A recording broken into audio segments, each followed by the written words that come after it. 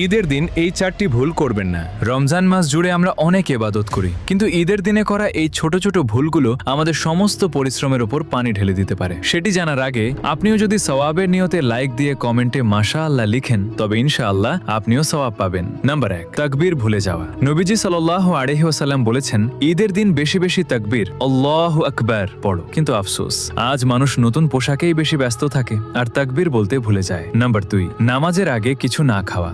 নবীজি সাল্লাল্লাহু আলাইহি ওয়াসাল্লাম ঈদ উল ফিতরের নামাজের আগে খেজুর খেয়ে বের হতেন, অথচ অনেকেই এই সুন্নাতটি ভুলে যান। নাম্বার 3, ভুল পদ্ধতিতে কোলাকুলি বা ঈদ মোবারক জানানো। ইসলাম আমাদের ভালোবাসা শেখায়, কিন্তু গায়রে মাহরাম অর্থাৎ পরপুরুষ বা পরনারীর সাথে হাত মেলানো বা আলিঙ্গন করা হারাম। আজকাল আনন্দের আতিশয্যে মানুষ এই ভুলটিকে সামান্য মনে করে। নাম্বার 4, গরিবদের ভুলে যাওয়া।